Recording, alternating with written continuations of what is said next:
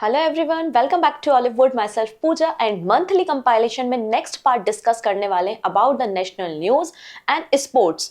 Okay, so अभी तक हमने 3 पार्ट डिस्कस कर लिए हैं जहां पे important days and theme cover किया था, इंपॉर्टेंट अपॉइंटमेंट्स, बुक, ऑबिचुरीज को डिस्कस हमने किया था and 150 MCQ of February month 2024 को कवर किया था।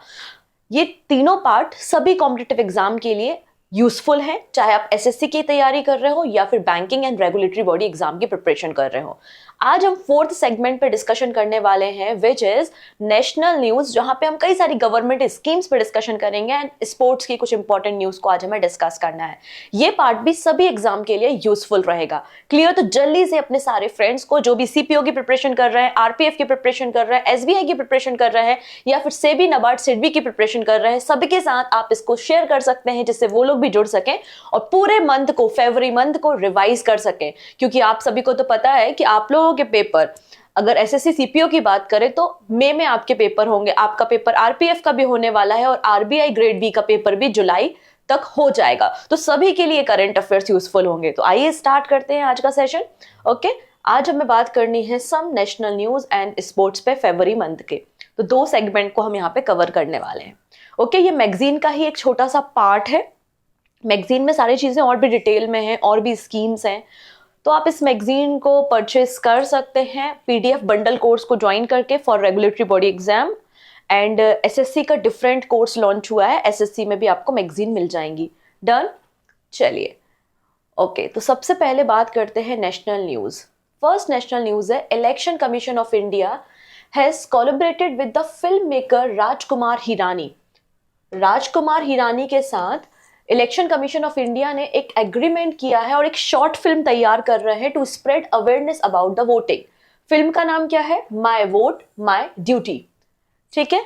इसके अलावा कुछ समय पहले मैंने आपको बताया था, अनुराग सिंह ठाकुर जी ने under the ministry of education एक और कैंपेन लॉन्च किया था अवेयरनेस दिलाने के लिए, वोटिंग के लिए, मेरा पहला वोट देश के लिए। ठीक है, इसको भी हमने ऑलरेडी डिस्कस करके रखा हुआ है। अब इलेक्शन कमीशन ऑफ इंडिया के बारे में बात करते हैं। तो इलेक्शन कमीशन ऑफ इंडिया हमारी कंट्री की एक कॉन्स्टिट्यूशनल बॉडी है। कॉन्स्टिट्यूशनल बॉडी है, इट मींस इसका डिस्कशन आपको हमारे कॉन्स्टिट्यूशन के आर्टिकल 324 में मिल जाएगा। 25 ऑफ जैन 1950 में इलेक्शन कमीशन का फॉर्मेशन किया गया था, इसलिए हम 25 ऑफ जनवरी को नेशनल वोटर्स डे भी सेलिब्रेट करते हैं। नेशनल वोटर्स डे भी सेलिब्रेट करते हैं 25 ऑफ जनवरी को।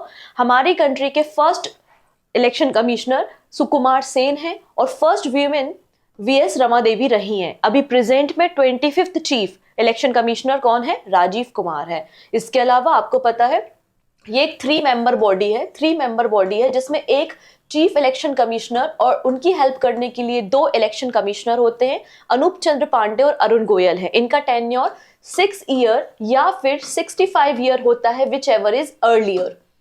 डन? ओके, तो ये इलेक्शन कमीशन ऑफ इंडिया के बारे में सारी इंफॉर्मेशन हमने देख ली। चलिए नेक्स्ट बात करते हैं about the Republic day parade. Republic day parade 26 of January को हुई थी और लगभग 1 फेब के आसपास यहाँ पर अवार्ड डिस्ट्रीब्यूट किए गए थे कि बेस्ट झांकी या टेब्ल्यू कौन रहा है। ठीक है, तो यहाँ पर आप देखेंगे टोटल 16 टेब्ल्यू को इस बार रिप्रेजेंट किया गया था। टोटल अलग अलग डिपार्टमेंट एंड स्टेट की 16 झांकियां प्रेजेंट की गई थी रिपब्लिक डे की परेड में। ठीक है, अब यहाँ पे जो अवार्ड्स होते हैं वो 2 डिफरेंट कैटेगरीज में होते हैं। एक होता है कमिटी या पैनल, जो जज का पैनल बनता है पैनल के रिकमेंडेशन के अकॉर्डिंगली, एंड सेकंड आपका जो प्राइज दिया जाता है वो पब्लिक चॉइस अवार्ड होता है। मतलब आपकी जो झांकियां हैं वो पब्लिक डोमेन में आती हैं, पब्लिक वोटिंग करती है और उसके अकॉर्डिंगली यहाँ पे अवार्ड डिस्ट्रीब्यूट होता है। तो हम दोनों कैटेगरी को डिस्कस करेंगे, पैनल का असेसमेंट भी देखेंगे एंड पब्लिक ओपिनियन या पीपल चॉइस कैटेगरी भी देखेंगे। तो सबसे पहले बात कर लेते हैं पैनल का असेसमेंट। पैनल के असेसमेंट के accordingly best marching contingent among the 3 services, तो बेस्ट टेब्ल्यू रहा है सिख रेजिमेंट का। ठीक है, वहीं अगर हम बात करें best marching contingents among the CAPF and other auxiliary forces, Delhi police women marching contingents. अब स्टेट इन यूटी की बात करते हैं तो स्टेट में फर्स्ट नंबर पे कौन सा है? उड़ीसा, देन गुजरात एंड फिर आपको तमिलनाडु देखने को मिलेगा। उड़ीसा का जो टेब्ल्यू था उसका थीम क्या था? तो वीमेन एम्पावरमेंट इन द विकसित भारत। डन? अगर हम मिनिस्ट्री लेवल पे बात करते हैं तो ये इंपॉर्टेंट है एग्जाम पॉइंट ऑफ व्यू से। मिनिस्ट्री ऑफ कल्चर की टैब्लू जिसका थीम था भारत मदर ऑफ डेमोक्रेसी। तो मिनिस्ट्री ऑफ कल्चर की झांकी को बेस्ट झांकी का अवार्ड दिया गया है जिसकी थीम रही है मदर ऑफ डेमोक्रेसी। अब बात करेंगे हम पीपल चॉइस कैटेगरी में। तो पॉपुलर चॉइस कैटेगरी में आप देखेंगे best marching contingents among the 3 services कौन रहा है, राजपुताना राइफल रेजिमेंट रहा है। Best marching contingents among the CAPF and other auxiliary forces, तो CRPF वीमेन मार्चिंग कंटिजेंस रहा है। अब बात करते हैं स्टेट कैटेगरी में। तो स्टेट में Gujarat, then Uttar Pradesh and then Andhra Pradesh है। एंड गुजरात की झांकी का थीम था Dhordo a global icon of the Gujarat border tourism. ठीक है, आपको पता है ये जो धोरदो ब्लेज है इसको WTO ने भी अपनी लिस्ट में इंक्लूड किया है, राइट। चलिए अब बात करते हैं यहाँ पे बेस्ट टैब्लू सेंट्रल मिनिस्ट्री या डिपार्टमेंट कैटेगरी में। तो vibrant village, ministry of home affairs. ठीक है, चलिए अब बात कर लेते हैं। देखिए 2 फेब को हम वेटलैंड डे सेलिब्रेट करते हैं। ठीक है, वेटलैंड डे सेलिब्रेट करते हैं और यहां पर हमने 5 न्यू वेटलैंड्स को एड ऑन किया है और total number of wetlands, total number of Ramsar sites की काउंटिंग हमारी कंट्री में पहुंच चुकी है 80। तो अगर पूछ लिया जाए कि भारत में कितनी रामसर साइट प्रेजेंट है, आंसर हो जाएगा 80 है। अगला क्वेश्चन बन सकता है कि maximum number of Ramsar sites या वेटलैंड साइट कहां पर है, तो आंसर हो जाएगा तमिलनाडु में है। कितनी? 16। और सेकंड नंबर पे यूपी है, उत्तर प्रदेश, जिसमें 10 साइट्स आपको देखने को मिलेंगी। अभी रिसेंटली 5 न्यू रामसर साइट को एड ऑन किया है by the environment minister Bhupendra Yadav. ये 5 रामसर साइट कौन है उसको हम डिस्कस करेंगे, लेकिन उसके पहले मैं बता दूं हमारी कंट्री में टोटल जो रामसर साइट का एरिया कवर हम करते हैं वो 1.33 मिलियन हेक्टेयर है। ठीक है, सबसे फर्स्ट नंबर पे कौन सा है? अंक समुद्र वर्ल्ड कंजर्वेशन रिजर्व कर्नाटका में। फिर आपका है अगनसीनी एस्चुरी कर्नाटका में, मागधी केरे कंजर्वेशन रिजर्व इन कर्नाटका। तो कर्नाटका में 3 है और 2 तमिलनाडु में है। कौन कौन सी? कराईवेटी बर्ड सेंचुरी और long would Shola reserve forest. ये 2 आपको तमिलनाडु में रामसर साइट देखने को मिल जाएंगी। क्लियर, रामसर साइट के क्वेश्चन एग्जाम में पूछे जाते हैं तो थोड़ा सा ध्यान रखेंगे। Next, union home minister launch computerisation scheme for officers of ARDB RCS of state. ये क्या बात बोली गई है? यहां पर मिनिस्ट्री ऑफ होम अफेयर्स ने टोटल 225 करोड़ रुपीस का बजट रखा है for the computerisation of ARDB, मतलब agriculture and rural development bank and registrar of the cooperative society of the state. इस स्कीम को under the ministry of corporation launch किया गया है। मकसद क्या है? मकसद ये है कि यहाँ पर ये जो आपके रूरल डेवलपमेंट एग्रीकल्चर बैंक्स है एंड जो आपकी कोऑपरेटिव सोसाइटीज है अलग अलग स्टेट में, उनको डिजिटल करना, उनमें कंप्यूटर की फैसिलिटी प्रोवाइड करना with the collaboration of national cooperative development corporation. ठीक है, इसका टारगेट है 1851 यूनिट को कंप्यूटराइज करना, मतलब इतने सेंटर पे कंप्यूटर की फैसिलिटी प्रोवाइड करना, जिसके लिए गवर्नमेंट स्पेंड करेगी 225 करोड़ रुपीस। ओके, नेक्स्ट है Indian navy announce the year 2024 as the year of naval civilian. तो इंडियन नेवी ने 2024 का जो साल है उसे year of naval civilian declare किया गया है। Indian navy ministry of defence के अंदर काम करती है और हमारी जो तीनों फोर्सेज है उनके जो कमांडर या उनके जो हेड होते हैं वो प्रेसिडेंट होते हैं। इंडियन नेवी का फॉर्मेशन 26 जनवरी 1950 को हुआ था और presently chief of naval staff R Hari Kumar है। ठीक है, एवरी ईयर 4 दिसंबर को हम नेवल डे सेलिब्रेट करते हैं। ओके, चलिए अब बात कर लेते हैं श्री धर्मेंद्र प्रधान। कौन है भाई ये हमारे मिनिस्टर ऑफ एजुकेशन है, हमारे शिक्षा विभाग को संभालने का काम कर रहे हैं। ठीक है, तो Shri Dharmendra Pradhan launch MOE AICTE investor network.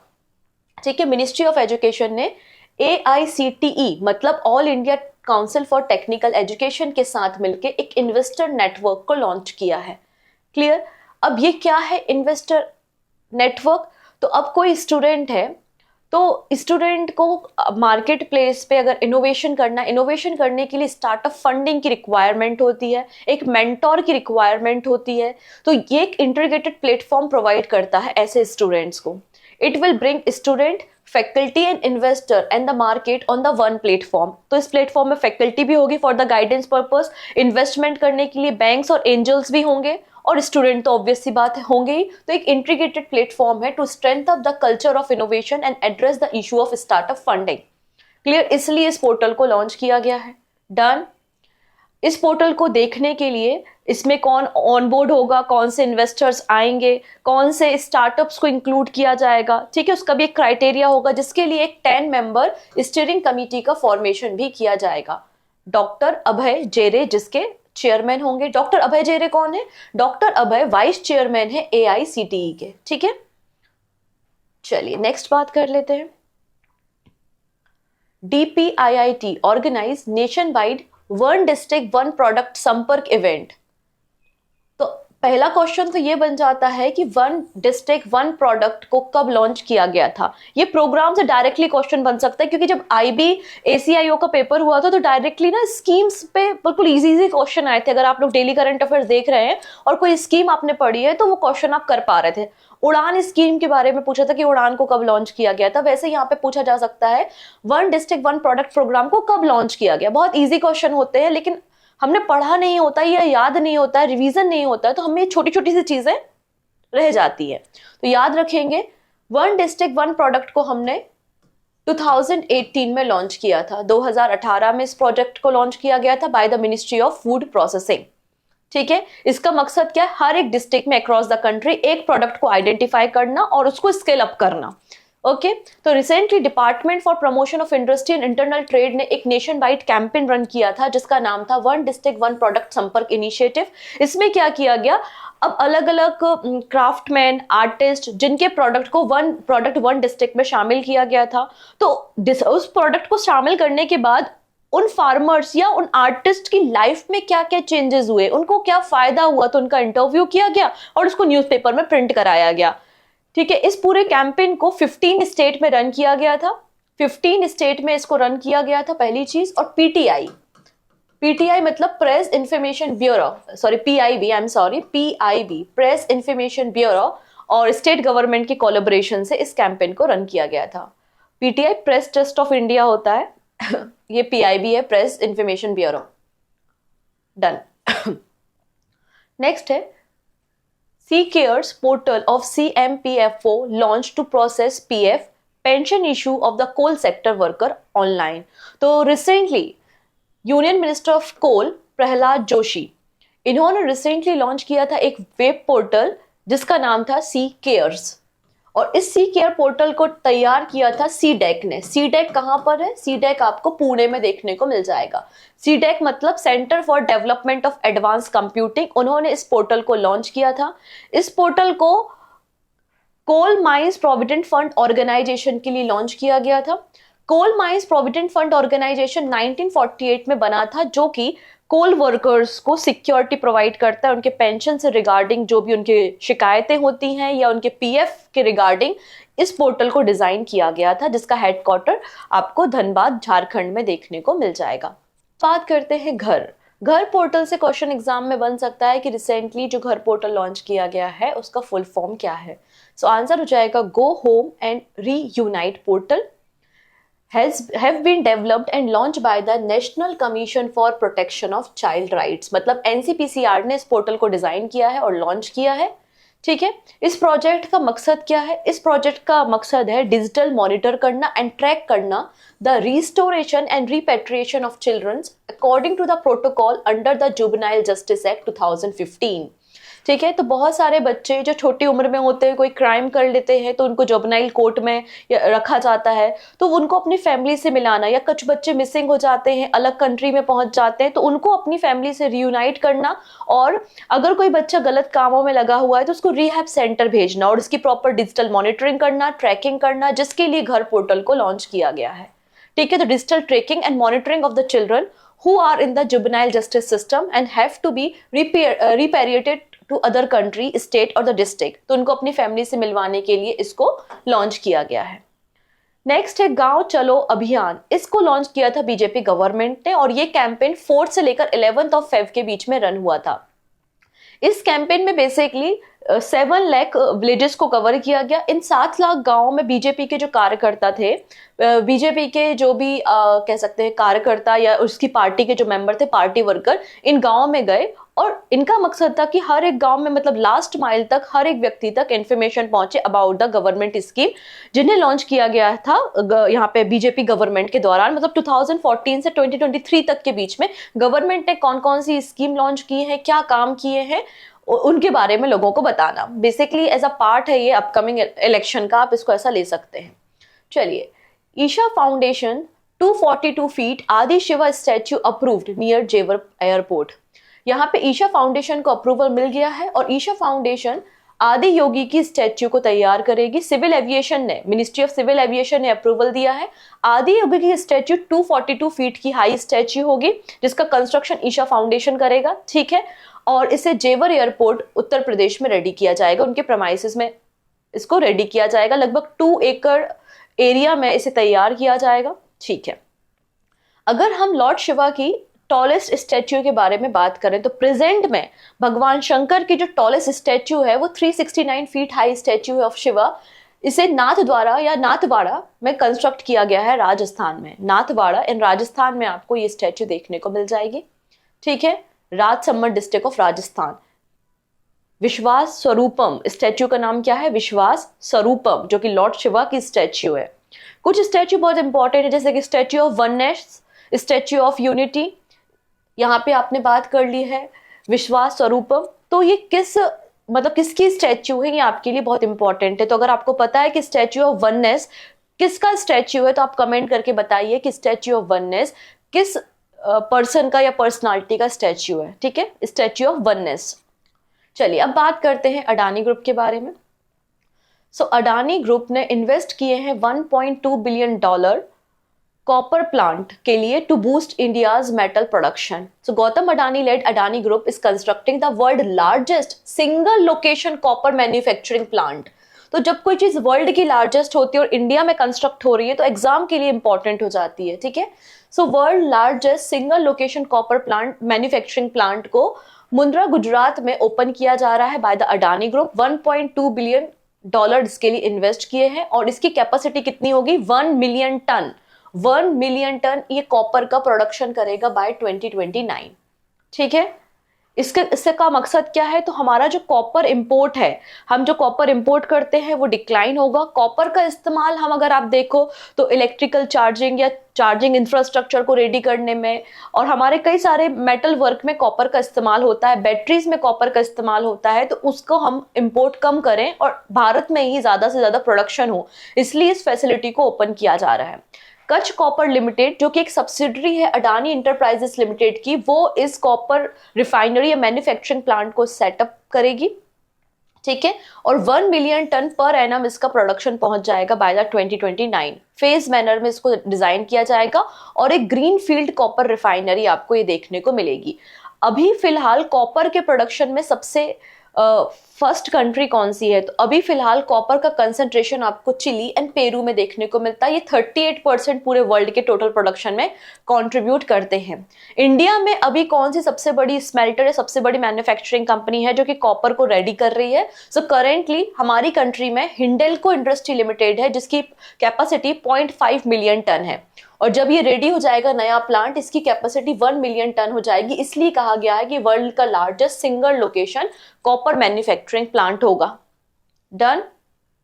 Next, उल्लास मेला इन न्यू दिल्ली। अगेन ये ministry of education, Dharmendra Pradhan आपको दिखाई दे रहे हैं, और मिनिस्ट्री ऑफ एजुकेशन ने ही लिटरेसी रेट को इंप्रूव करने के लिए बेसिकली उल्लास मेला का आयोजन किया था न्यू दिल्ली में।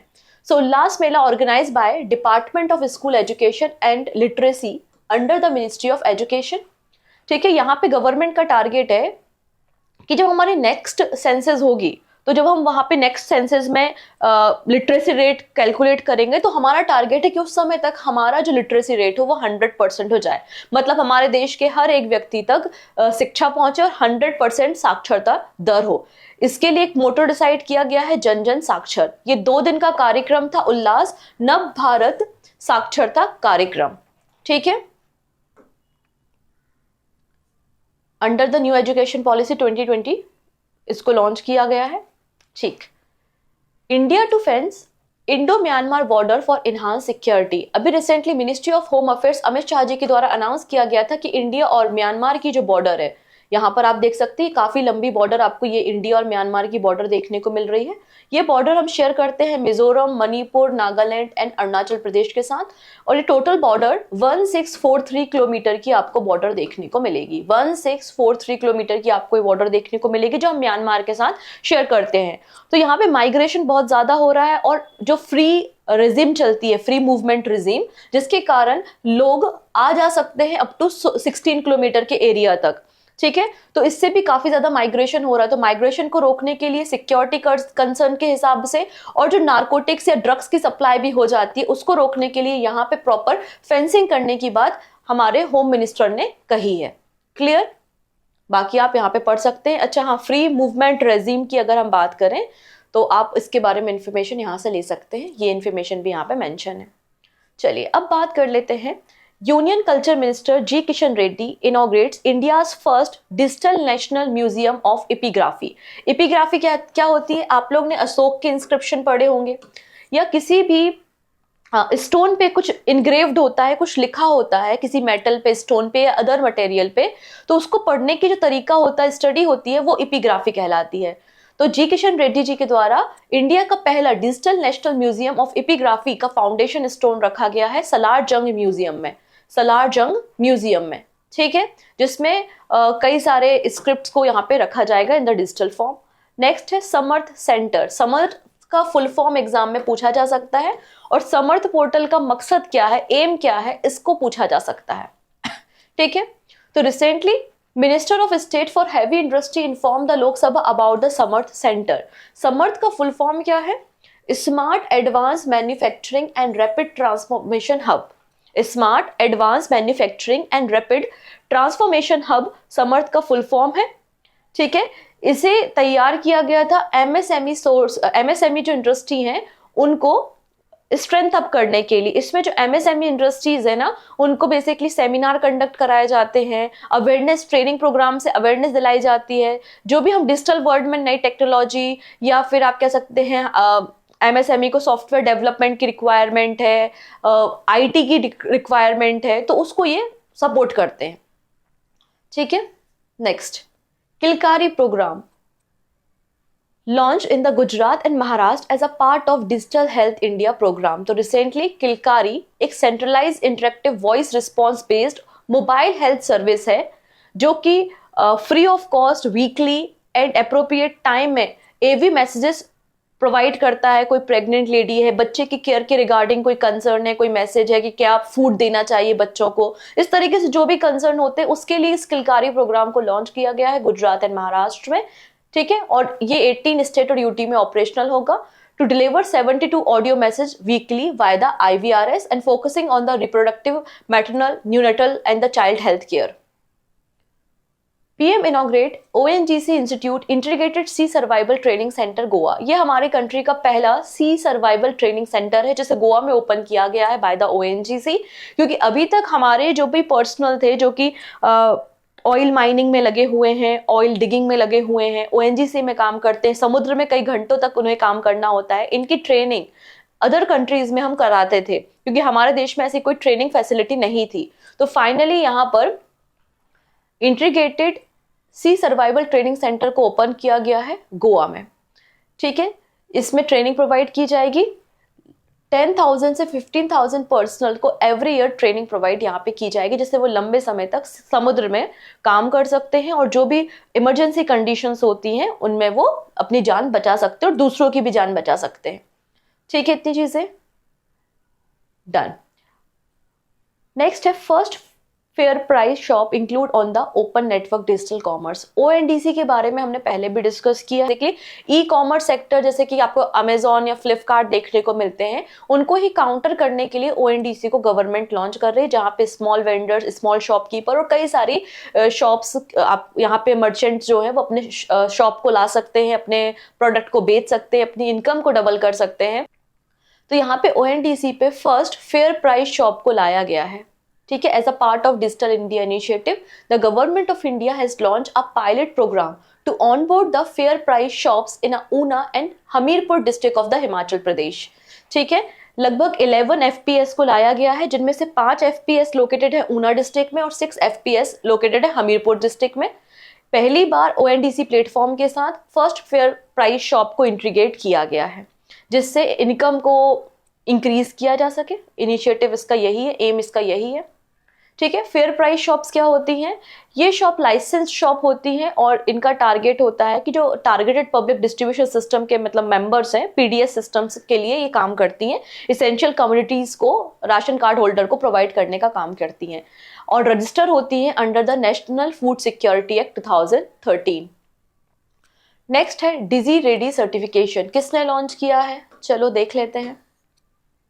The Quality Council of India (QCI) and Open Network for Digital Commerce (ONDC) announced the launch of Digi Ready Certification Portal। ठीक है, तो किसने लॉन्च किया है? तो QCI और ONDC ने मिलकर Digi Ready Certification को लॉन्च किया है।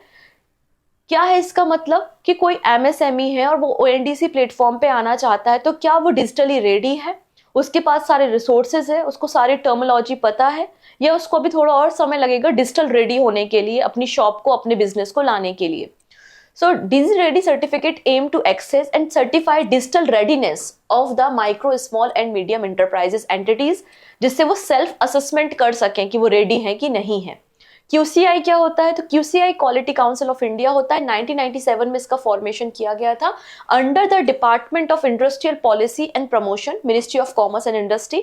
इनका काम क्या होता है? हमारे जो इंडिया के प्रोडक्ट है उनकी क्वालिटी को इंश्योर करना, ठीक है, क्वालिटी स्टैंडर्ड डिफाइन करना, क्वालिटी अवेयरनेस प्रोग्राम को रन करना, और अलग अलग सर्टिफिकेशन, आप लोग ISO सर्टिफिकेशन वगैरह के बारे में बात करते होंगे ना, ये सब quality council of India he provide करता है। चलिए नेक्स्ट है विविधता का Amrit Mahotsav inaugurate at the Rashtrapati Bhavan.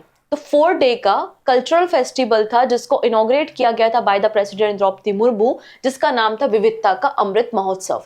इसे ऑर्गेनाइज किया था ministry of culture and ministry of development of north eastern region ने। बेसिकली नॉर्थ ईस्टर्न एरिया के जो भी कल्चर है, क्राफ्ट है, उनको शोकेस करने के लिए ये 4 दिन का फेस्टिवल रन किया गया था राष्ट्रपति भवन में, ठीक है, प्रेसिडेंट हाउस में।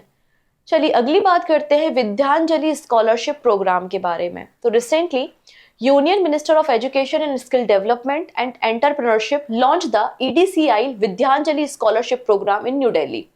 तो विद्यांजलि स्कॉलरशिप प्रोग्राम को रिसेंटली लॉन्च किया है मिनिस्ट्री ऑफ एजुकेशन है, ठीक है।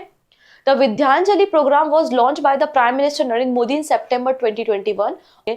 तो ये वॉलंटरी प्रोग्राम है, इसमें फाइनेंशियल आप सपोर्ट भी कर सकते हो, स्कूल लेवल पे आपकी फंडिंग की जा सकती है इंफ्रास्ट्रक्चर को तैयार करने के लिए। तो इस तरीके से ये विद्यांजलि आपका प्रोग्राम है, और जो बच्चे हैं पुअर फैमिली से और हायर एजुकेशन लेना चाहते हैं तो उनको फाइनेंशियल सपोर्ट भी यहाँ पे प्रोवाइड किया जाएगा, जिससे वो इजिली अपनी हायर एजुकेशन को परस्यू कर सके, ठीक है। तो यहाँ पे अगर आप देखोगे तो this initiative ensure that meritorious Navodaya Vidyalaya student lacking financial means have access to the high quality learning system, ठीक है, जिससे वो हायर एजुकेशन को परस्यू कर सके। मिनिस्ट्री ऑफ एजुकेशन ने इसको लॉन्च किया है। इंप्लीमेंटिंग एजेंसी EDCIL मतलब एजुकेशनल कंसल्टेंट इंडिया लिमिटेड है। फंडिंग कोई भी non governmental partner, private entity, individual, CSR grants, कोई भी इसका डोनर हो सकता है। बेनिफिशियरीज कौन होंगे? क्लास आप देखेंगे क्लास 10th 11th 12th के स्टूडेंट होंगे attending Navodaya Vidyalaya nation wide, ठीक है, ये इसका मकसद है, और डायरेक्ट बेनिफिट ट्रांसफर के जरिए इनको मदद मिलेगी। EDCIL क्या होता है? एजुकेशनल कंसल्टेंट इंडिया लिमिटेड होता है, मिनिस्ट्री ऑफ एजुकेशन के अंदर काम करते हैं। 1956 के कंपनी एक्ट से 1981 में इसको बनाया गया था। मिनीरत्न ऑर्गेनाइजेशन है और basically technical service educational department में प्रोवाइड करता है। Next Sangeet Natak Akademi to establish culture centre in Hyderabad. South India का पहला कल्चर सेंटर है ये, संगीत नाटक अकादमी ने ओपन किया है हैदराबाद में। Farmer vice president of India and union minister of culture, tourism and development ने रिसेंटली संगीत नाटक अकादमी दक्षिण भारत संस्कृति केंद्र को ओपन किया है हैदराबाद में। संगीत नाटक अकादमी 1953 में सेटअप की गई थी। ये एक ऑटोनोमस बॉडी है, मिनिस्ट्री ऑफ कल्चर के अंदर काम करती है, ठीक है। NITI Aayog economic transformation plan for Mumbai, Surat, Varanasi and Vizag. अच्छा, गवर्नमेंट ऑफ इंडिया का एक टारगेट तो आपने सुना होगा कि इंडिया को हम 2047 तक डेवलप्ड कंट्री बना देंगे, मतलब हम विकासशील से विकसित देश में कन्वर्ट हो जाएंगे 2047 तक। तो अगर आपको विकसित देश बनाना है तो हमें अपनी जो सिटीज है उनमें इकोनॉमिक रिफॉर्म करने की जरूरत है, कंपनी सेटअप करने की जरूरत है, फाइनेंशियल उनको सपोर्ट करने की जरूरत है, जिससे एक एम्प्लॉयमेंट भी जनरेट हो, तभी तो विकसित भारत बनेगा ना। तो यहाँ पे नीति आयोग ने एक प्लान तैयार किया है और नीति आयोग ने कहा है कि हम लगभग 20 से 25 सिटीज को इकोनॉमिक सिटीज के रूप में कन्वर्ट करेंगे, जहां पे कई सारी इकोनॉमिक एक्टिविटीज होंगी, हम छोटे छोटे बिजनेसेस को ओपन करेंगे, इंडस्ट्रीज को ओपन करेंगे, एम्प्लॉयमेंट भी जनरेट होगा। तो अभी फिलहाल इन्होंने पहले फेज में प्लान किए हैं कुछ cities, Mumbai, Surat, Varanasi and Vizag को। क्लियर है? नीति आयोग के सीईओ कौन है? वीवीआर सुब्रमण्यम है। नेक्स्ट है अपार ID, automated permanent academic account registry, मतलब अपार आईडी, मिनिस्ट्री ऑफ एजुकेशन ने यहाँ पे इसे लॉन्च किया है। ऑब्जेक्टिव है one nation one student ID under the national education policy 2020। यहाँ पे बोला गया है कि कोई भी बच्चा जो 11th 12th में 9th 10th में स्टडी कर रहा है और फर्दर एजुकेशन के लिए वो किसी यूनिवर्सिटी कॉलेज में एडमिशन लेगा, तो under it all college university going students are required to register on ABC. ABC मतलब Academic Bank of Credit. It is necessary to have a ABC ID to gain admission to any college or university. Academic Bank of Credit क्या है? मतलब आपने बचपन से अभी तक 12th तक जो भी पढ़ाई की है उस सब की मार्कशीट, आपकी कोई एक्स्ट्रा करिकुलर एक्टिविटी, आप स्पोर्ट्स में अच्छे थे तो उनके सर्टिफिकेट, तो उसके अकॉर्डिंग आपके जो नंबर्स आते हैं, आप जो करिकुलर एक्टिविटी करते हैं, उसके आधार पे आपको यहाँ पे कुछ क्रेडिट पॉइंट्स भी दिए जाएंगे, जिससे बच्चों की परफॉर्मेंस शो करता है कि क्रेडिट पॉइंट कितने हैं, उस हिसाब से बच्चों की परफॉर्मेंस आइडेंटिफाई की जाएगी, तो आपको फर्दर कॉलेज और स्कूल अदर यूनिवर्सिटी में एडमिशन लेने में भी हेल्पफुल होगा। और एक डिजिटल रिकॉर्ड होगा अंडर द अपार आईडी, एक यूनिक आईडी 12 डिजिट की होगी, 12 डिजिट की एक यूनिक आईडी हर एक स्टूडेंट के पास होगी, जिसमें बच्चा अपने सारे सर्टिफिकेट को अपलोड करेगा, तो एक डिजिटल डेटाबेस तैयार हो जाएगा। तो जब भी हम इंटरव्यू के लिए जाते हैं, नए कॉलेज में एडमिशन के लिए जाते हैं, तो आपको वो बड़ा सा फोल्डर या फाइल कैरी नहीं करना होगा, आपके पास अपार आईडी होगी, आप आईडी दीजिए, आपके सारे डॉक्यूमेंट वहां से चेकआउट हो जाएंगे। तो इस तरीके से ये अपार आईडी की बात की गई है। ठीक है, नेक्स्ट है स्वाति। स्वाति का मतलब है science for women, a technology and innovation portal, launch in New Delhi. तो रिसेंटली अजय कुमार सूद कौन है? प्रिंसिपल साइंटिफिक एडवाइजर है सेंट्रल गवर्नमेंट में, और इन्होंने रिसेंटली स्वाति पोर्टल को लॉन्च किया है। Swati portal stand for science for women, a technology and innovation. Basically इसका मकसद ये है कि जो आपके स्पेस सेक्टर है, एविएशन सेक्टर या टेक्नोलॉजी इनोवेशन सेक्टर है, वहां पे वीमेन्स का कॉन्ट्रीब्यूशन कम है as comparison to the men, इसलिए वीमेन के कॉन्ट्रीब्यूशन को हमें इंकरेज करना है, प्रमोट करना है, इसलिए स्वाति पोर्टल को लॉन्च किया गया है। ठीक है, Swati portal has been developed by the national institute of plant genome research. National institute of plant genome research 1998 में सेटअप किया गया था। It is work under the department of biotechnology. Next बात कर लेते हैं वर्ल्ड वाटर अवार्ड 23-24 के बारे में। तो रिसेंटली वर्ल्ड वाटर अवार्ड 23-24 को डिस्ट्रीब्यूट किया गया था अलग अलग सेगमेंट्स में। तो यहाँ पर best sewage treatment plant category में ये अवार्ड किसे दिया गया है? तो मिनिस्ट्री ऑफ जल शक्ति ने ये अवार्ड किसे दिया है? नोएडा को दिया है, और इसे रिकॉग्नाइज किया है as a water warrior city. तो वाटर वॉरियर सिटी का नाम आपको याद रखना है। नेक्स्ट है luxury train palace on wheel to begin spiritual journey. तो एक बहुत ही लग्जरियस ट्रेन तैयार की गई है और वर्ल्ड की सेकंड मोस्ट लग्जरियस ट्रेन इसको बताया जा रहा है, जो कि वाई मंथली ऑपरेट होगी और हमारी कंट्री के कुछ रिलीजियस प्लेसेस जैसे कि अयोध्या, वाराणसी, प्रयागराज, मथुरा और वृंदावन को कवर करेगी। ठीक है, ये 6 डेज का रिलीजियस टूर होगा और इसकी शुरुआत होगी मई 2024 से। राजस्थान टूरिज्म डेवलपमेंट कॉर्पोरेशन ने यहाँ पे पार्टनरशिप की है cube construction company private limited के साथ क्वालिटी सर्विस प्रोवाइड करने एंड मैनेजमेंट पर्पस के लिए। नेक्स्ट स्कीम है prime minister Narendra Modi announce Surya Ghar Muft बिजली योजना, और फाइनली अभी तो कैबिनेट ने भी अप्रूवल दे दिया है। तो क्या है ये सूर्य घर मुफ्त बिजली योजना? इस योजना के अंतर्गत 1 करोड़ हाउस होल्ड में रूफटॉप सोलर पैनल को इंस्टॉल किया जाएगा और 1 करोड़ घरों को 300 unit free of cost electricity provide की जाएगी, जिसके लिए बजट रखा है 75,000 करोड़ रुपीस का।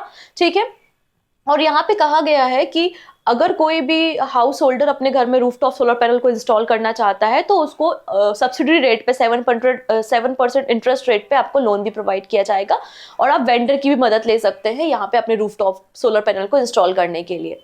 ठीक है, इससे क्या होगा? इससे हम नेट कार्बन एमिशन 2070 तक 0 कर पाएंगे, और हमारा यहाँ पे टारगेट है कि हम अपने सोलर रिन्यूएबल एनर्जी को इंक्रीज करें। यहाँ पे 3 सेगमेंट पे डिस्कशन किया गया है। अगर आप 1 किलोवाट का सिस्टम इंस्टॉल करते हो तो आपको 30,000 रुपीज का यहाँ पे सब्सिडी दी जाएगी। अगर आप 2 किलोवाट का सिस्टम इंस्टॉल करते हैं तो 60,000, और अगर आप 3 किलोवाट या उसके ऊपर जाते हैं तो 78,000 रुपीज तक की सब्सिडी दी जाएगी। यहाँ पे गवर्नमेंट ने 3 किलोवाट का कैप लगाया हुआ है। ठीक है, ये सारी बातें आप कहेंगे यहाँ नहीं लिखी है, क्योंकि ये मार्च की मैगजीन है और जो भी मैंने बातें कही, जो कैबिनेट ने अप्रूवल किया, ये सब कब हुआ है? मार्च में हुआ है, राइट? तो मार्च की मैगजीन में आपको मिल जाएगा। जब अनाउंस किया गया था तब की इन्फॉर्मेशन यहाँ है और कैबिनेट ने जो अप्रूवल दिया है वो मार्च की मैगजीन में आपको इन्फॉर्मेशन है, लेकिन मैंने पूरी इन्फॉर्मेशन आपको ऑलमोस्ट यहाँ पर दे दी है। नेक्स्ट है शुफलाम। ठीक है, शुफलाम जो इनिशिएटिव है वो फूड प्रोसेसिंग इंडस्ट्रीज के लिए है। किसके लिए है? फूड प्रोसेसिंग इंडस्ट्रीज, मतलब फूड प्रोसेसिंग इंडस्ट्री में भी नए स्टार्टअप्स हों, नए इनिशिएटिव उसमें भी आए, इनोवेशन उसमें भी आए, इसलिए सुफलाम को लॉन्च किया गया है by the union minister of food processing Shri Pashupati Kumar. ठीक है, शुफलाम का मकसद क्या है? शुफलाम का अगर हम फुल फॉर्म देख लेते हैं, startup forum for aspiring leaders and mentor startup conclave 2024। Food processing industry को सनराइज सेक्टर भी नाम दिया गया है बाय द गवर्नमेंट। और यहाँ पे तो आपको पता है कि फूड प्रोसेसिंग इंडस्ट्री के लिए 100% तक की एफडीआई परमिट की जाती है under the automatic route, right? प्रधानमंत्री किसान संपदा योजना के अंदर ही हमने सुफलाम स्कीम को लॉन्च किया है और प्रधानमंत्री किसान संपदा योजना 2017 में लॉन्च की गई थी। ये एक अम्ब्रेला स्कीम है। इस स्कीम के अंतर्गत गवर्नमेंट बहुत बड़े आप फूड पार्क को सेटअप करती है, कोल्ड चेन, इसके अलावा जो इंफ्रास्ट्रक्चर है, गोडाउन या वेयर हाउसेस को सेटअप करने का काम किया जाता है अंडर द प्रधानमंत्री किसान संपदा योजना। नेक्स्ट बात करेंगे नेशनल कॉन्फ्रेंस ऑन जल जीवन मिशन एंड स्वच्छ Bharat mission to be held on the 16th and 17th of Feb 2024 in Lucknow, Uttar Pradesh. तो recently department of drinking water and sanitation, मतलब मिनिस्ट्री ऑफ जल शक्ति ने लखनऊ में 16 और 17 फरवरी को कॉन्फ्रेंस ऑर्गेनाइज की थी ऑन द जल जीवन मिशन एंड स्वच्छ भारत मिशन, और उत्तर प्रदेश यहाँ पे पार्टनर स्टेट था। ठीक है, तब क्वेश्चन ये है कि मिनिस्ट्री ऑफ जल शक्ति कौन है? तो श्री गजेंद्र सिंह शेखावत है। क्वेश्चन आपसे आएगा कि जल जीवन मिशन को कब लॉन्च किया गया, स्वच्छ भारत मिशन ग्रामीण को कब लॉन्च किया गया, स्वच्छ भारत मिशन अर्बन को कब लॉन्च किया गया? तो 3 स्कीम्स यहाँ पर डिस्कस कर लेते हैं। ठीक है, तो सबसे पहले जल जीवन मिशन, इसे 15 अगस्त 2019 में लॉन्च किया गया था। मकसद क्या है? हर एक घर तक टैप वाटर कनेक्टिविटी को प्रोवाइड करना, जिससे हर एक घर में टैप वाटर कनेक्शन हो। स्वच्छ भारत मिशन ग्रामीण, इसको 2014 में मिनिस्ट्री ऑफ जल शक्ति ने लॉन्च किया था। पहला फेज 2014 से 2019 तक था।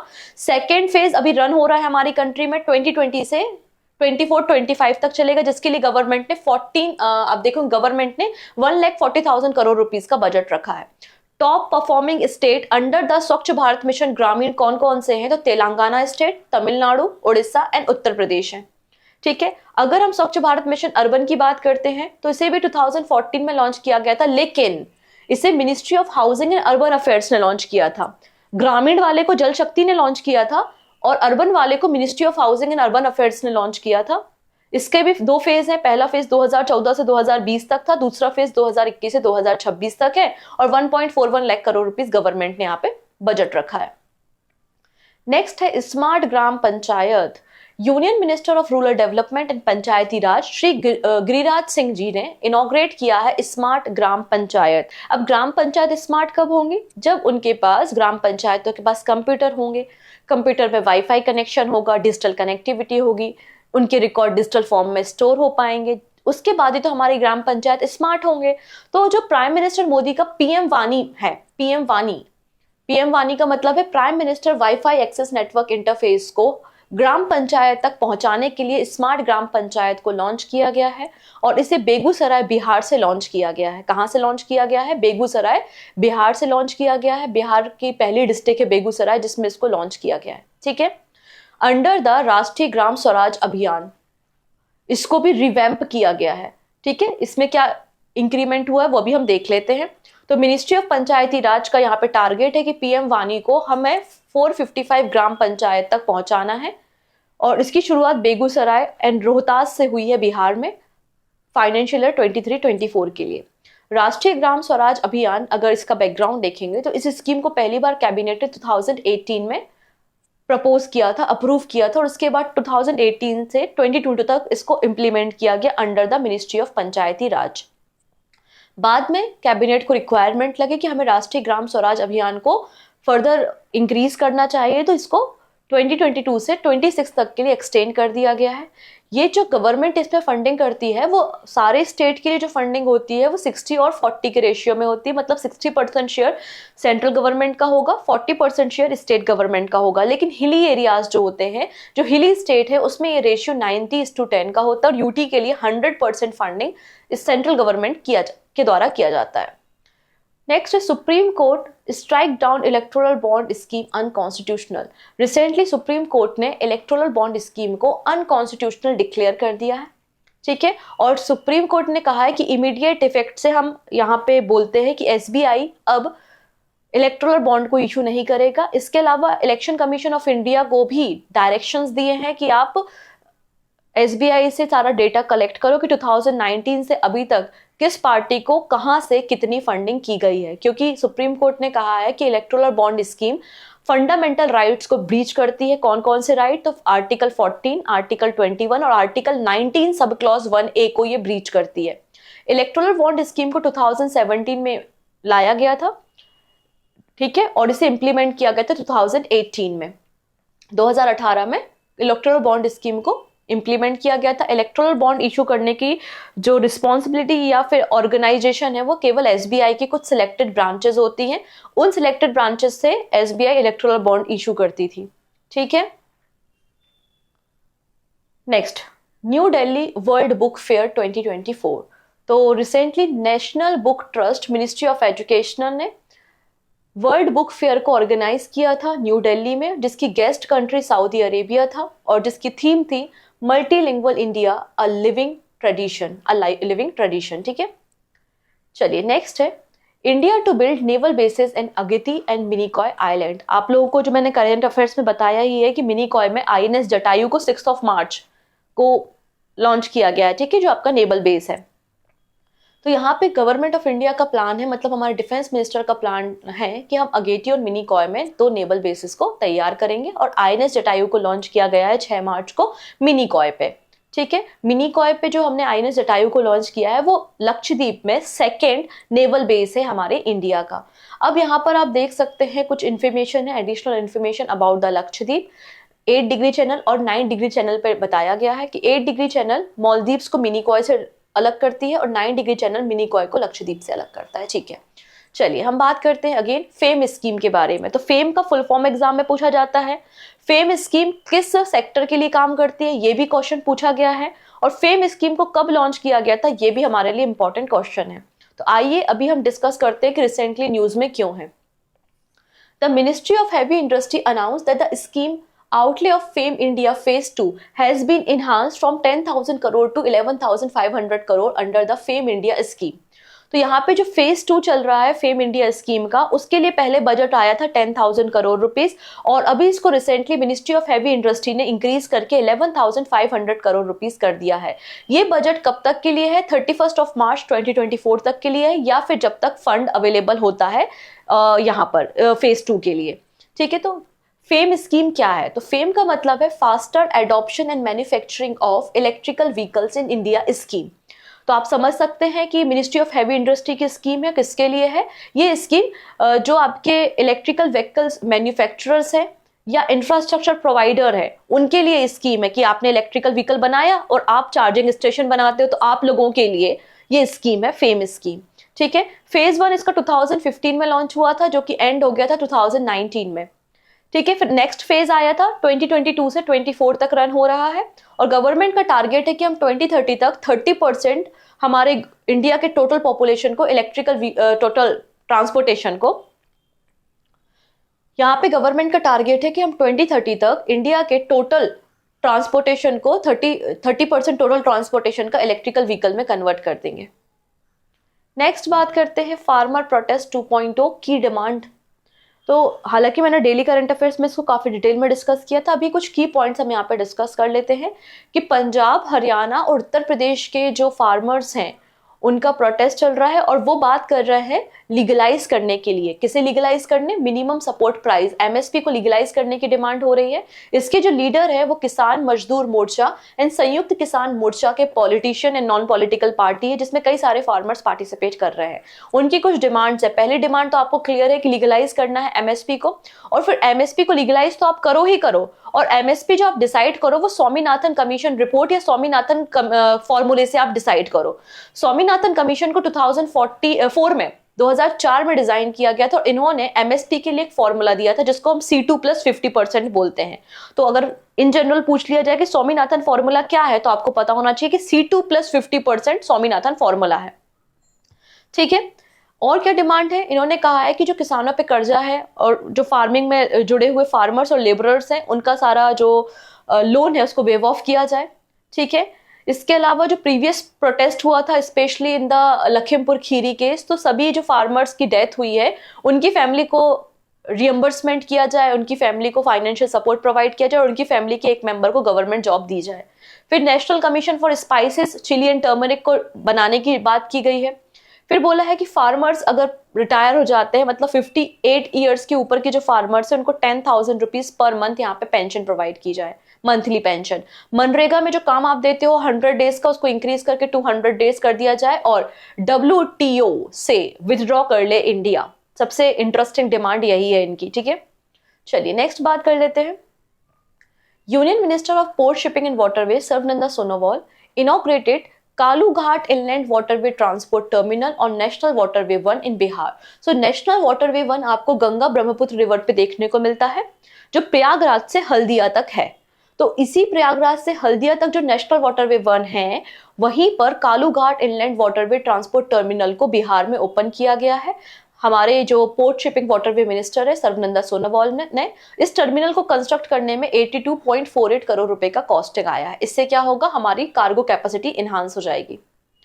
नेक्स्ट है AIIMS New Delhi sign collaboration agreement with the university of Liverpool for the cancer research. UK में और इंडिया में हेड एंड नेक के कैंसर के केसेस काफी ज्यादा इंक्रीज हो रहे हैं, तो क्यों ना हमारे इंडिया की पॉपुलेशन का अलग अलग ग्रुप, नॉर्थ ईस्टर्न पॉपुलेशन है अलग है, साउथ पॉपुलेशन अलग है, हमारे जो ट्राइबल कम्युनिटी है उनकी पॉपुलेशन अलग है एक तरीके से, तो सबका जीनोम सीक्वेंसिंग करके इस बात को आइडेंटिफाई किया जाए कि आखिरकार एक्चुअल रीजन क्या है इतना ज्यादा हेड एंड नेक कैंसर होने का, और उस पर हम फिर रिसर्च कर पाएंगे और जो कैंसर से होने वाली डेथ्स है उनको कम कर पाएंगे। इसलिए यहाँ पे एम्स न्यू दिल्ली और यूनिवर्सिटी ऑफ लिवरपूल के बीच में रिसर्च करने के लिए कैंसर के फील्ड में एक एग्रीमेंट साइन हुआ है, और इस एग्रीमेंट को साइन किसने किया है? मनसुख मंडाविया ने।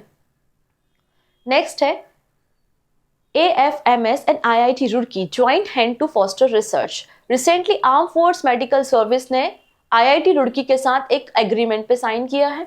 तो जो हमारे आर्म फोर्स के पर्सनल्स हैं, जो पेशेंट्स हैं, उनको मेडिकल सपोर्ट प्रोवाइड करने के लिए, इसके अलावा development of novel medical devices, robotics, nanotechnology, इन सारे फील्ड में आर्म फोर्स मेडिकल सर्विस और IIT रुड़की के बीच में एक एग्रीमेंट साइन हुआ है। रिसेंटली कुछ और IITs भी न्यूज में थे, जैसे कि IIT कानपुर ने डेवलप किया है इंडिया का पहला hyper velocity expansion tunnel test facility.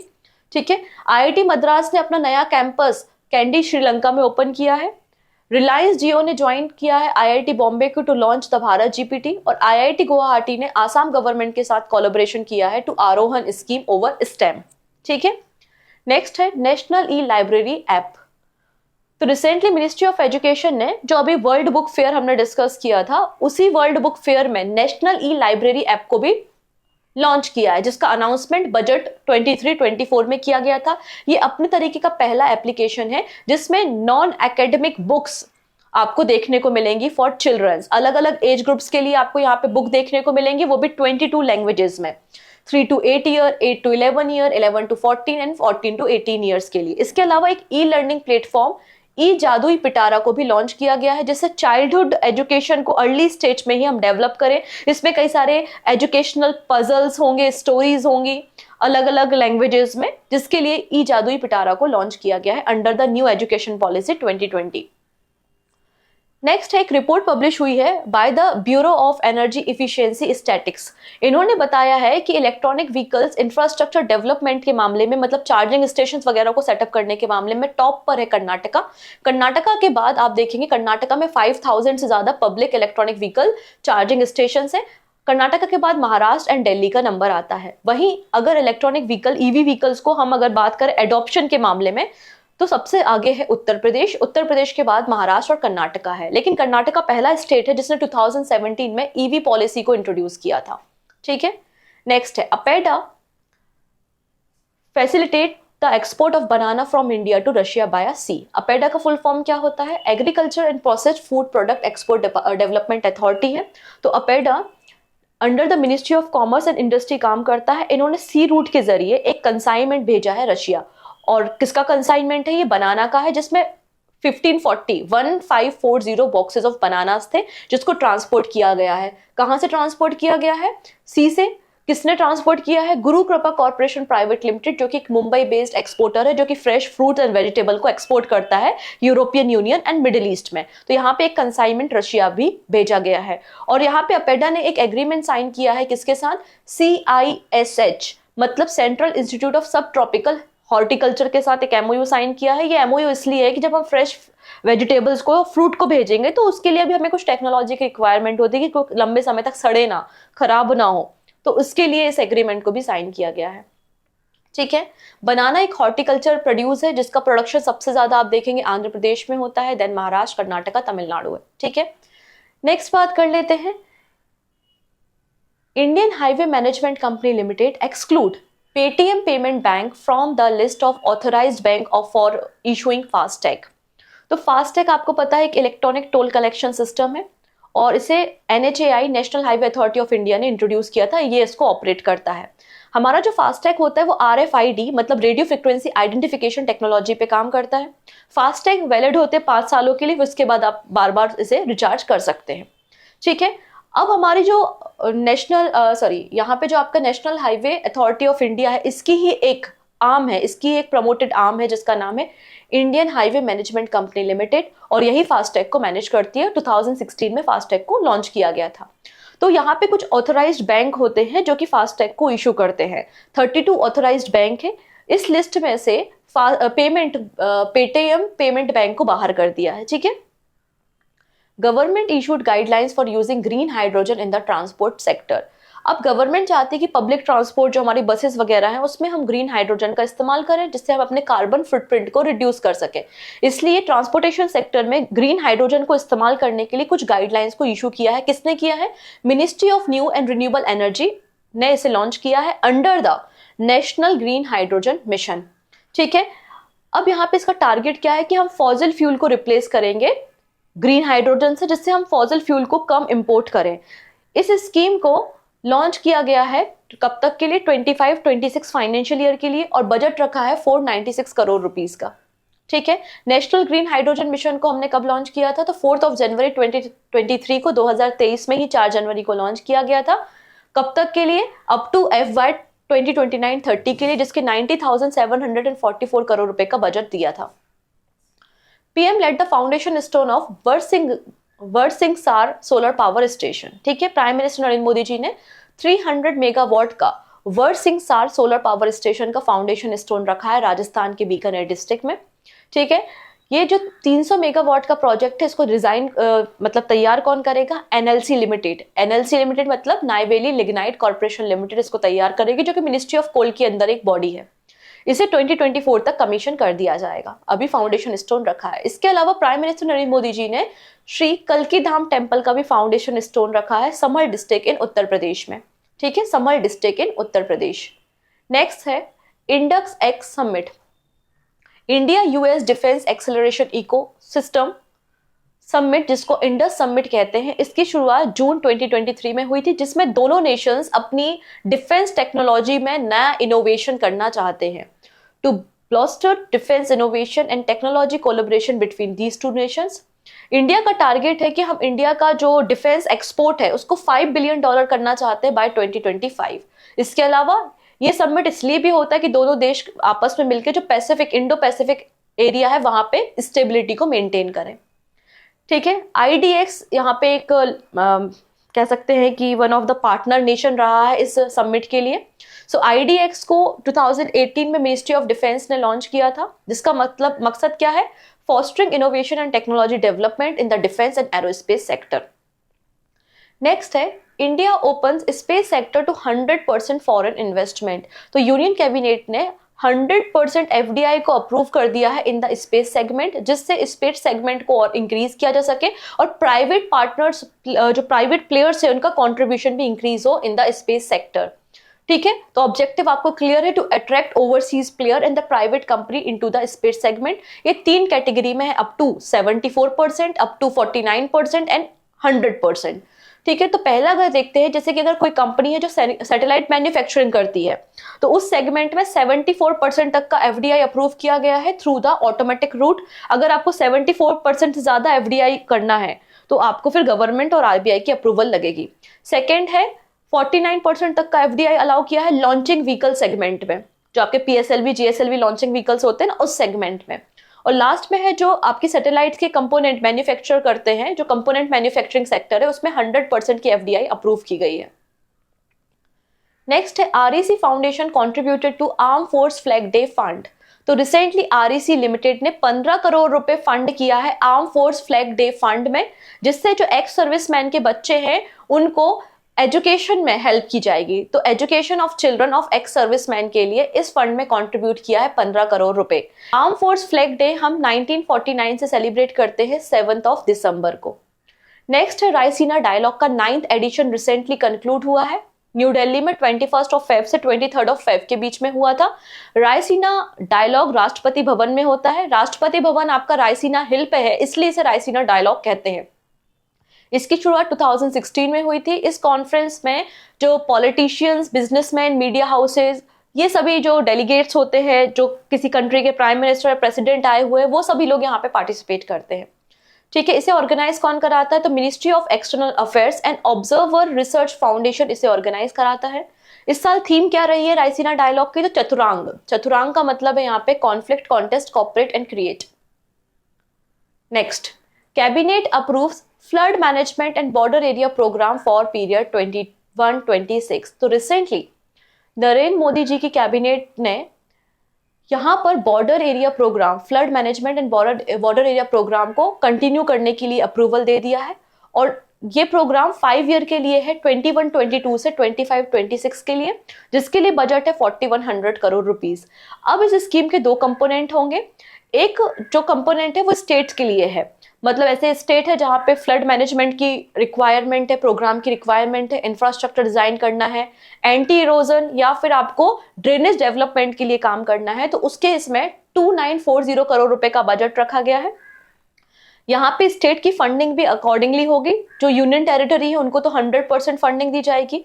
इसके अलावा अगर आप बात करते हैं जो आपके हिली एरियाज हैं, तो हिली एरियाज में आपको 60-40 के रेशियो में, 90-10 के रेशियो में फंडिंग की जाएगी और रिमेनिंग स्टेट को 60-40 के रेशियो में फंडिंग की जाएगी। ठीक है, नेक्स्ट है, centre decide to continue women safety scheme till 25-26। अब ये भी एक इंपॉर्टेंट है क्योंकि मिनिस्ट्री ऑफ होम अफेयर्स ने प्रपोजल दिया था कैबिनेट को कि हमें ये जो वीमेन सेफ्टी स्कीम है इसको कंटिन्यू करना चाहिए, तो अप्रूवल दे दिया गया है कैबिनेट ने। तो सेफ्टी ऑफ वीमेन स्कीम को कंटिन्यू किया जाएगा again for the period of 5 year, 21-22 से 25-26 तक के लिए, जिसके लिए बजट है 1179 करोड़ रुपीस। ये जो 1179 करोड़ रुपीस है, इसमें 885 करोड़ रुपीस का जो फंडिंग आएगा वो मिनिस्ट्री ऑफ होम अफेयर्स अपने बजट में से करेगा एंड रिमेनिंग उसे चैनलाइज किया जाएगा using the Nirbhaya fund 294 crore rupees का। अब एक यहाँ पे हेल्पलाइन नंबर भी इशू किया है 112 इमरजेंसी हेल्पलाइन सर्विस। ठीक है, next, India's first skill India centre को ओपन किया गया है उड़ीसा में। तो union minister for education and skill development Dharmendra Pradhan ji ने इनॉग्रेट किया इंडिया का पहला skill India centre Sambalpur Orissa में। यहाँ पर बेसिकली क्या किया जाएगा, तो लगभग 1200 स्टूडेंट्स को ट्रेनिंग प्रोग्राम किया जाएगा, उनको ट्रेनिंग प्रोवाइड की जाएगी इंडस्ट्री की रिक्वायरमेंट के अकॉर्डिंगली। अब यहाँ पे ट्रेनिंग जो आप प्रोवाइड कर रहे हो वो स्टैंडर्ड सही है कि नहीं है, उसका प्रॉपर मैनेजमेंट करने की अथॉरिटी किसको है, नेशनल स्किल डेवलपमेंट कॉर्पोरेशन को दी गई है। ठीक है, जिसमें लो कॉस्ट में ट्रेनिंग प्रोवाइड की जाएगी। चलिए नेक्स्ट है फॉस्टेक प्रोग्राम। फॉस्टैग प्रोग्राम, ठीक है। तो food safety standard authority of India मतलब फसई, फसई ने यहाँ पे जो फूड हैंडलर्स होते हैं उनको ट्रेनिंग प्रोवाइड करने के लिए food safety training and certification मतलब फॉस्टैग प्रोग्राम को लॉन्च किया है, ठीक है। अब यहाँ पे बेसिकली जो भी फूड हैंडलर है अलग अलग स्टेट में जो कैंटीन वगैरह रन होती हैं उनको यहाँ पे ट्रेनिंग प्रोवाइड की जाएगी और ट्रेनिंग प्रोवाइड करने के बाद सर्टिफिकेट प्रोवाइड किया जाएगा। फसाई एक स्टैच्यूटरी बॉडी है, आप सभी को पता है, 2008 में इसका फॉर्मेशन हुआ था, 2008 में। नेक्स्ट है, अब मिनिस्ट्री ऑफ एजुकेशन ने कुछ और बातें भी कह डाली है, कहा है कि सारे स्टेट और यूनियन टेरिटरी में इफेक्ट में आएगा। जो अपकमिंग हमारा एकेडमिक ईयर होगा 24-25 का सेशन, उसमें ग्रेड 1 में अगर किसी बच्चे को एडमिशन होना है या एडमिशन कराना है तो 6+ ईयर उसकी एज होनी चाहिए, ये बात यहाँ पे कही गई है, ठीक है। अब बात करते हैं एफआरपी के बारे में। अच्छा, इसके बाद सीबीएसई ने भी कहा है कि हम ओपन बुक एग्जाम कराएंगे अपकमिंग आपका एकेडमिक ईयर से, 9 से लेकर 12th क्लास के बच्चों का। एफआरपी मतलब fair and remunerative price of sugarcane. तो recently cabinet committee on economic affairs जिसे चेयर कर रहे थे प्राइम मिनिस्टर नरेंद्र मोदी, तो एफआरपी ऑफ शुगर केन को डिसाइड किया गया है और 25 रुपीज से इंक्रीज किया है। अगर हम लास्ट फाइनेंशियल ईयर की बात करें, मतलब आप अगर देखोगे 2022-23 के लिए जो एफआरपी थी शुगर केन की वो कितनी थी, 315 थी, 315 थी। इसको 8% से इंक्रीज कर दिया है और 24-25 के लिए शुगर केन की एफआरपी डिसाइड की गई है 340 rupees per quintal at the sugar recovery rate 10.25%। तो एफआरपी याद रखना 340 रुपए पर क्विंटल डिसाइड की गई है, ठीक है। एफआरपी को डिसाइड किया जाता है based on the Rangarajan committee report, ठीक है। Top sugar cane producing state कौन से, तो सबसे ज्यादा शुगर केन मतलब गन्ने का उत्पादन होता है उत्तर प्रदेश, महाराष्ट्र, कर्नाटका में, और इंडिया सेकेंड लार्जेस्ट प्रोड्यूसर है शुगर केन का आफ्टर ब्राजील। नेक्स्ट है, ministry of information and broadcasting ने 4 पोर्टल्स को लॉन्च किया है। कौन कौन से पोर्टल है? प्रेस सेवा पोर्टल है। बेसिकली ये पोर्टल ऑटोमेशन करता है, अगर कोई न्यूज़पेपर रजिस्ट्रेशन कराना चाहता है, कोई नया पब्लिशिंग हाउस से रजिस्ट्रेशन कराना चाहता है तो ये ऑटोमेशन प्रोसेस प्रोवाइड करता है प्रेस सेवा पोर्टल। नेक्स्ट है नेविगेट भारत पोर्टल। तो नेविगेट भारत पोर्टल को new India wing of ministry ने इसको डेवलप किया है। बायलैंग्वेज पोर्टल है, एक सिंगल प्लेटफॉर्म है जिसमें गवर्नमेंट की सारी स्कीम मिलती है, वीडियो को आप शेयर कर सकते हो, स्ट्रीम कर सकते हो, एटसेट्रा। नेक्स्ट है national register for local cable operator. हमारे देश में कई सारे लोकल केबल ऑपरेटर है, तो इनका प्रॉपर रजिस्ट्रेशन हो, प्रॉपर डेटाबेस तैयार हो, जिससे हमें पता चल सके कि हमारे देश में कितने लोकल केबल ऑपरेटर्स हैं, उसके अकॉर्डिंगली हम पॉलिसीज को बना सकें। इसलिए इसमें कहा गया है कि जो हमारे नियरेस्ट पोस्ट ऑफिसेस हैं वहां पे जाके लोकल केबल ऑपरेटर रजिस्ट्रेशन करा सकते हैं। नेक्स्ट है transparent empanelment media planning and E billing system for central bureau of communication. तो ट्रांसपेरेंसी के लिए बेसिकली इस चौथे पोर्टल को लॉन्च किया गया। तो इस तरीके से 4 पोर्टल यहाँ पे लॉन्च किए गए हैं, ठीक है। तो इन चारों पोर्टल को देख लेना एक बार। चलिए नेक्स्ट है sustainable and inclusive development of natural rubber sector scheme. तो ये स्कीम आज की नहीं है, काफी पुरानी स्कीम है, लेकिन फिलहाल इसमें बजट को 23% इंक्रीज किया गया है, इसलिए वापस से न्यूज में है। तो financial assistant for rubber sector under the sustainable inclusive development of natural rubber sector has been increase by the 23%। पहले इसका बजट 576 करोड़ रुपीस था, इसको बढ़ाकर 708 करोड़ रुपीस कर दिया गया है फॉर द 2 years 24-25 से 25-26 तक के लिए। अब इसका क्या मकसद है? तो इसका मकसद ये है कि गवर्नमेंट प्रमोट करना चाहती है formation of rubber, natural rubber का फॉर्मेशन ज्यादा हो और हमारी कंट्री में एक एम्पावरमेंट भी मिले जो रबर प्रोड्यूसिंग सोसाइटीज है। इसके अलावा 3 रबर ट्रेनिंग इंस्टीट्यूट को भी नॉर्थ ईस्टर्न एरिया में डेवलप किया जाएगा to promote the natural rubber. इस स्कीम को 2017-18 में लॉन्च किया गया था, ठीक है। इतनी चीजें। अगर हम बात करें मेजर रबर प्रोड्यूसिंग स्टेट, सबसे ज्यादा रबर का प्रोडक्शन कहाँ होता है, तो केरला, तमिलनाडु, त्रिपुरा एंड असम में आता है, और India 6th largest rubber producing state country है, ठीक है। Next, government expand national live stock mission with a new subsidy provision. तो गवर्नमेंट ने कुछ नई चीजों को एड ऑन किया है under the national live stock mission. क्या है वो नई चीजें? तो सबसे पहली बात, इन्होंने कहा है कि गवर्नमेंट, सेंट्रल गवर्नमेंट प्रमोट करती है ब्रीड कंजर्वेशन को, जीनोम टेक्नोलॉजी से हम ब्रीडिंग कराएं अपने एनिमल की, horses, donkey, mules and camels की, जिसके लिए 10 करोड़ रुपीस दिए जाएंगे सीमेन स्टेशन को सेटअप करने के लिए बाय द सेंट्रल गवर्नमेंट। इसके अलावा कोई भी प्राइवेट कंपनी या स्टार्टअप इंफ्रास्ट्रक्चर बनाना चाहता है या फिर आपका फोडर सीड प्रोसेसिंग इंफ्रास्ट्रक्चर को डेवलप करना चाहता है, तो यहाँ पर गवर्नमेंट 50 लाख रुपए या अप टू 50% या 50% सब्सिडी यहाँ पे दी जाएगी। तो 50 लाख रुपए या फिर 50% सब्सिडी यहाँ पे दी जाएगी। ठीक है। नेक्स्ट है फॉडर क्रॉप असिस्टेंट। तो यहाँ पे स्टेट गवर्नमेंट प्रमोट करती है कि अगर आप फॉडर्स को मतलब चारे को ग्रो करते हैं इन द वेस्ट लैंड या फिर आपका जो अनयूज्ड लैंड है, वहां पे अगर आप चारे का कल्टीवेशन करते हैं तो हम आपको फाइनेंशियल सपोर्ट प्रोवाइड करेंगे। इसके अलावा एक है life stock insurance programme.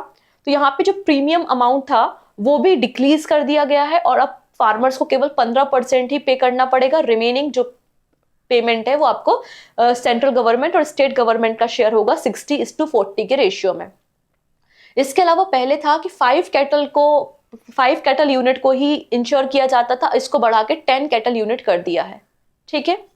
Next है वर्ल्ड का लार्जेस्ट ग्रेन स्टोरेज। तो प्राइम मिनिस्टर नरेंद्र मोदी ने लॉन्च किया है वर्ल्ड का largest grain storage plan in the cooperative sectors, जिसके लिए यहाँ पे 1.25 लाख करोड़ रुपए रखे गए हैं बजट अपकमिंग 5 इयर्स के लिए। हम बहुत सारे वेयर हाउसेस बनाएंगे, गोदाउन्स बनाएंगे और हम अपनी कैपेसिटी को 700 लाख टन स्टोरेज कैपेसिटी में कन्वर्ट करेंगे। नेक्स्ट है NTPC to set up India's largest green hydrogen production facility in Andhra Pradesh. तो एनटीपीसी ग्रीन एनर्जी लिमिटेड ने आंध्र प्रदेश में अपना या फिर इंडिया का largest green hydrogen production facility को सेटअप किया जा रहा है, जिसके लिए 1200 एकड़ जमीन ली गई है विशाखापत्तनम में by the Andhra Pradesh government. इसकी कैपेसिटी कितनी होगी? 1200 टन पर डे ये ग्रीन हाइड्रोजन का प्रोडक्शन करेगी। इसके लिए बजट इसको as a part of national green hydrogen mission ही लॉन्च किया जा रहा है, जिसे हमने 4 जनवरी 2023 को लॉन्च किया था। India's first Gati Shakti research chair was set up at IIM Shillong. तो इंडिया की पहली गति शक्ति रिसर्च चेयर को सर्वनंदा सोनोवाल जी ने सेटअप किया है IIM शिलोंग में। बेसिकली नॉर्थ ईस्टर्न एरिया में ये लॉजिस्टिक अपलिफ्टमेंट या फिर डेवलपमेंट प्रोजेक्ट को रन करेगी। ठीक है।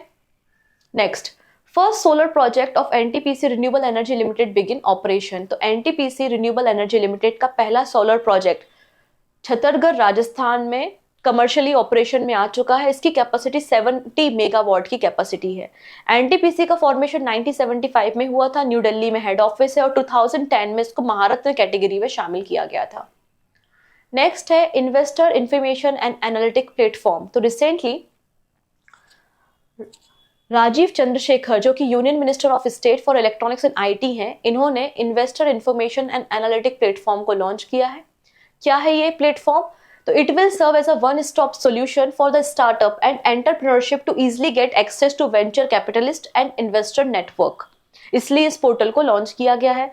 इसमें एक यूनिक फीचर भी होगा जिसका नाम है स्टार्टअप जीपीटी। इसके जरिए एआई में कन्वर्सेशन कर सकते हैं। जो स्टार्टअप्स होते हैं उनको कई सारी इन्फॉर्मेशन को सर्च करना है, कोई डाउट है, तो एआई के जरिए इसमें वो नॉमिनल कॉस्ट पे सब्सक्रिप्शन लेके कम्युनिकेट कर सकते हैं। क्लियर है? नेक्स्ट है राष्ट्रीय उद्यमिता विकास परियोजना, national entrepreneurship development project. Recently ministry of education ने इसे लॉन्च किया है संबलपुर डिस्ट्रिक्ट ऑफ ओडिशा में, और इसके अलावा 9 और सिटीज में वर्चुअली इसे लॉन्च किया गया है। वो 9 और सिटीज कौन सी है? भोपाल, कानपुर, इंदौर, वाराणसी, भरतपुर, शिलोंग, सिलचर, डिब्रूगढ़ एंड गुवाहाटी। मतलब आप कह सकते हैं कि टोटल 10 सिटीज में राष्ट्रीय उद्यमिता विकास परियोजना को लॉन्च किया है। इसके बेनिफिशरीज कौन होंगे?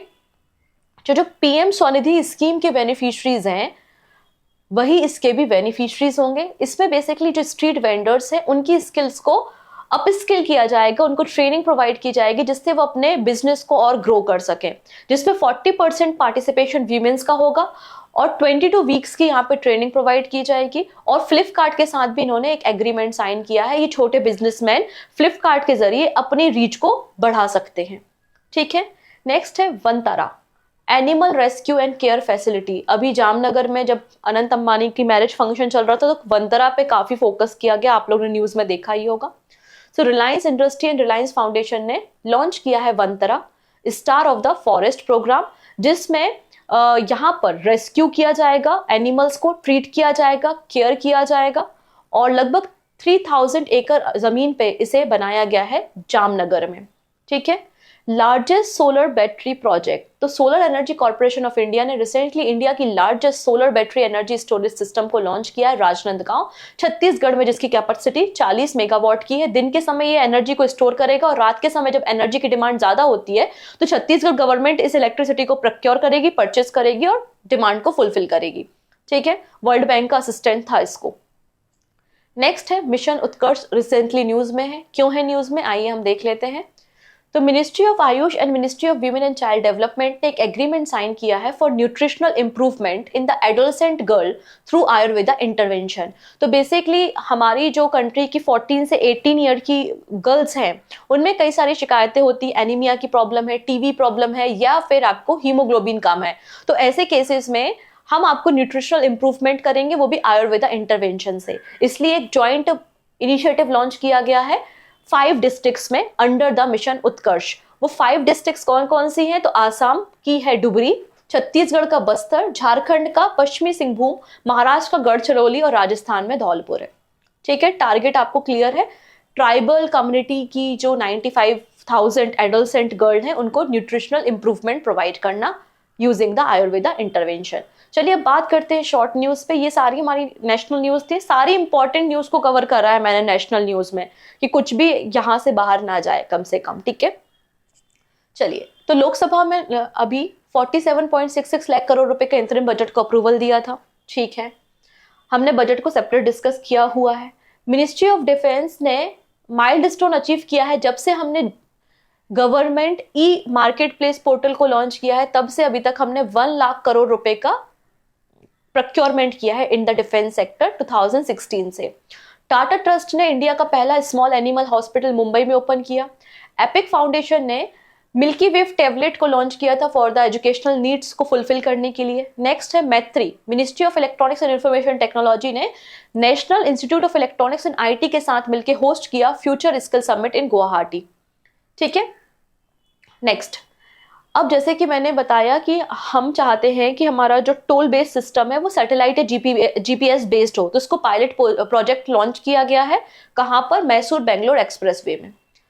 फिर है आईआरसीटीसी ने स्विगी के साथ एग्रीमेंट किया है for supply and delivery of pre order meal through IRCTC एक केटरिंग प्लेटफॉर्म।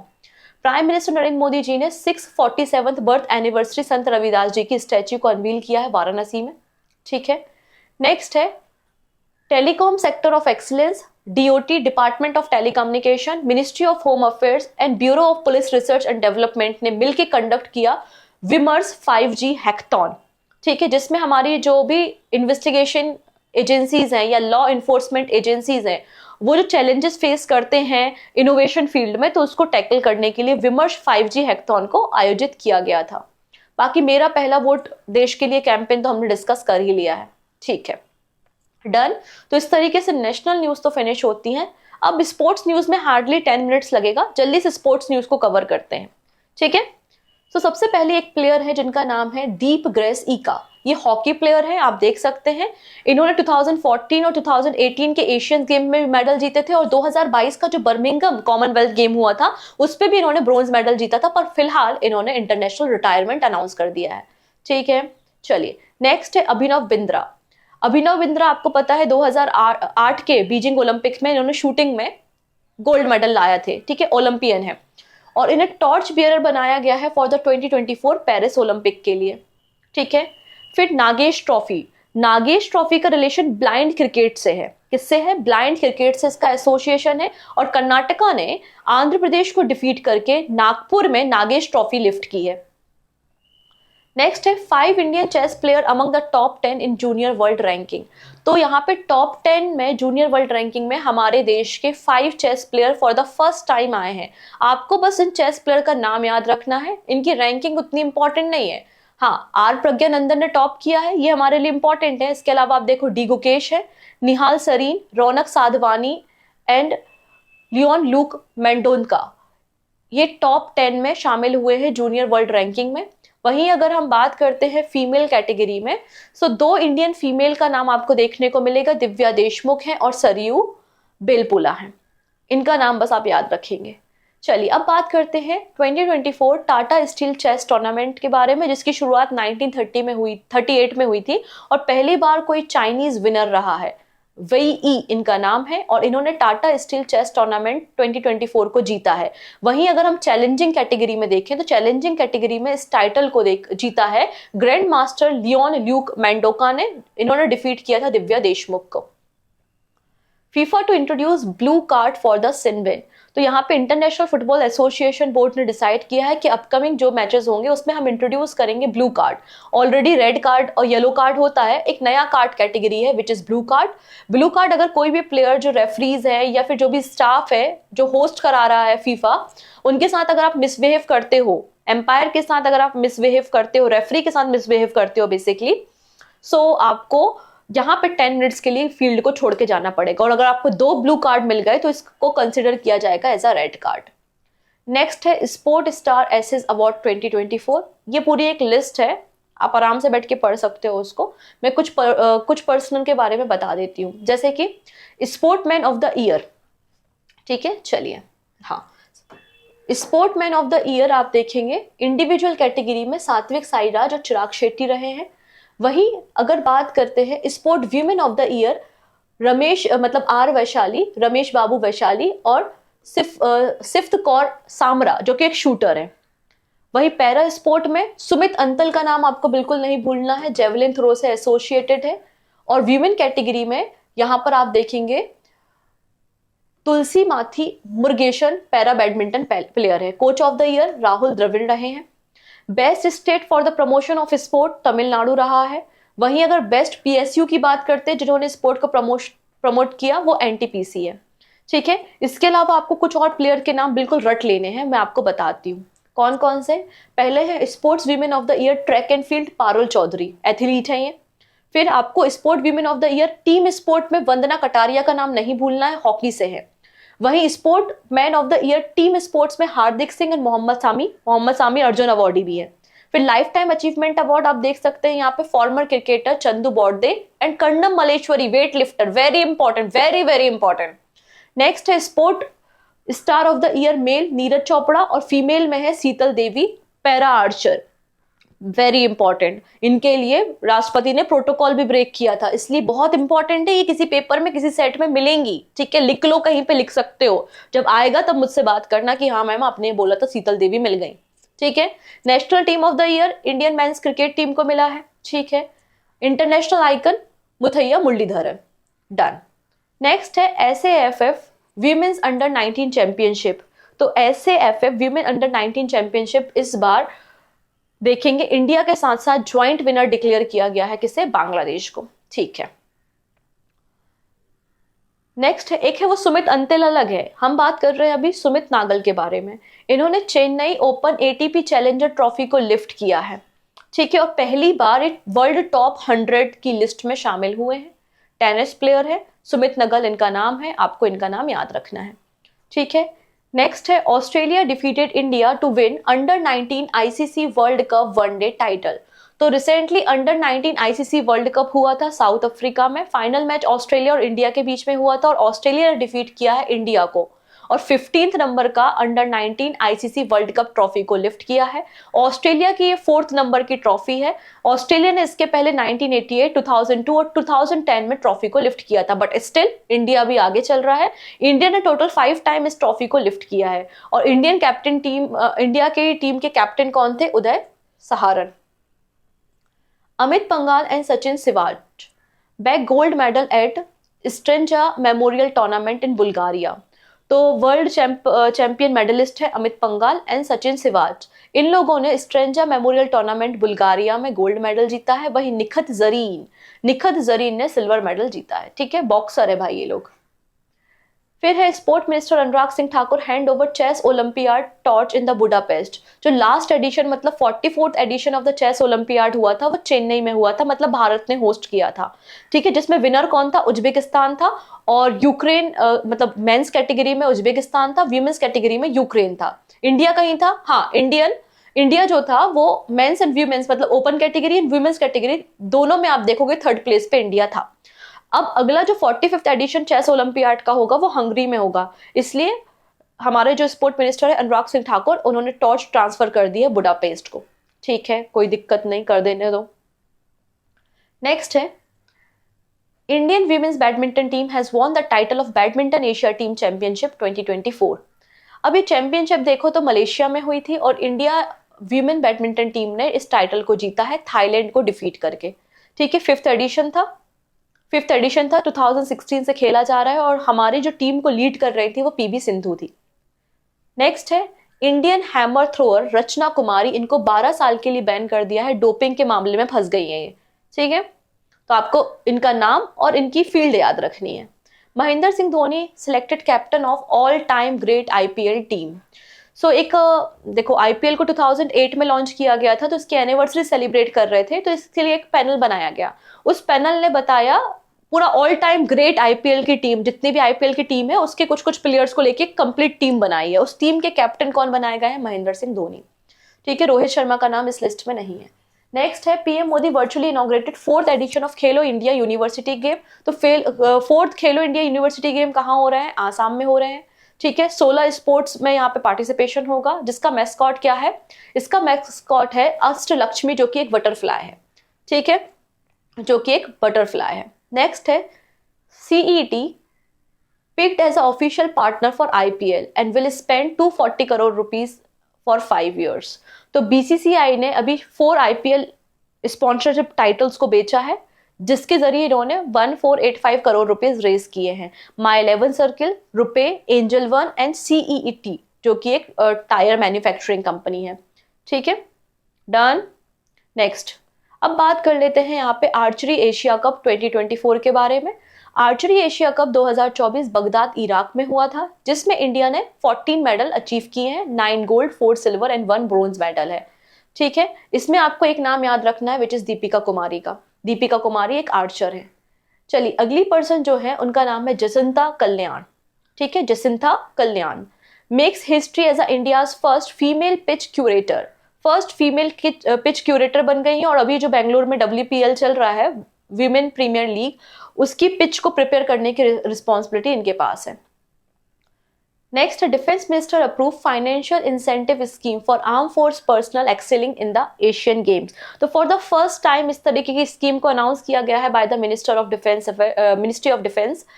इसमें जो 19th एशियन गेम्स और 4th पैरा एशियन गेम्स हुए थे चाइना में, उसके जो भी प्लेयर है जिनको गोल्ड, सिल्वर या ब्रोंज मेडल मिला है, तो उनको फाइनेंशियल इंसेंटिव दिया जा रहा है।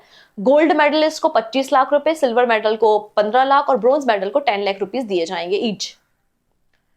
नेक्स्ट है India get 18 medal in Asia track cycling championship 2024। ये चैंपियनशिप कहाँ हुई थी? न्यू दिल्ली में हुई थी, जिसमें टोटल 18 मेडल इंडिया ने जीते हैं। इन 18 मेडल में से 9 गोल्ड, 6 सिल्वर और 3 ब्रोंज मेडल है। मलेशिया टॉप पर है, सेकंड नंबर पे जापान एंड थर्ड नंबर पे कोरिया है। ये स्पोर्ट्स सेगमेंट की कुछ इंपॉर्टेंट न्यूज थी जो मैंने आपके साथ डिस्कस की। अब बात कर लेते हैं कुछ शॉर्ट न्यूज पे, लेकिन उसके पहले थोड़ी सी इन्फॉर्मेशन अबाउट द मैगजीन। ठीक है, क्योंकि एग्जाम आने वाले हैं इसलिए मैगजीन की इन्फॉर्मेशन देना जरूरी है। 2 मैगजीन है। ठीक है, एक मैगजीन रेगुलेटरी बॉडी एग्जाम के लिए है, दूसरी magazine SSC and all other government exam के लिए है। ठीक है, क्योंकि रेगुलेटरी बॉडी वाली जो कोर्स है ना, उसमें आपको daily current affairs, weekly current affairs, monthly current affairs, PIB news, government scheme, मतलब ये सारी PDF मिलती है, इसलिए ये कोर्स अलग है। ठीक है, इसमें मंथली मैगजीन, वीकली मैगजीन सब कुछ रहेगा। आपका जो SSC और दूसरे एग्जाम के लिए जो PDF कोर्स लॉन्च किया है वो बड़ा ही सस्ता सा कोर्स है, बड़ा अच्छा सा कोर्स है, जिसमें आपको 1 साल का सब्सक्रिप्शन है, आपको 12 मंथली मैगजीन और वीकली मैगजीन यहाँ पर आपको मिल जाएंगे। डन। और डेली की PDF भी आप यहाँ से इजीली डाउनलोड कर सकते हो। इसके अलावा मैं कुछ भी यहाँ पे वीकली जो करंट अफेयर्स लेती हूँ वो भी PDF आपको यहाँ पे मिल जाएगी। सिंपल। चलो, कहाँ पे मिलेगा ये सब? तो आप olivewood.in पे जाइएगा या फिर प्ले स्टोर से ऑलिववुड का एप्लीकेशन डाउनलोड कर लेना, तो ये सारी चीजें आपको वहां पे मिल जाएंगी। नेक्स्ट है the ICC board has lifted the suspension of Sri Lanka cricket with immediate effect. तो श्रीलंका की जो बोर्ड है, क्रिकेट बोर्ड, उस पर सस्पेंशन हटा दिया है।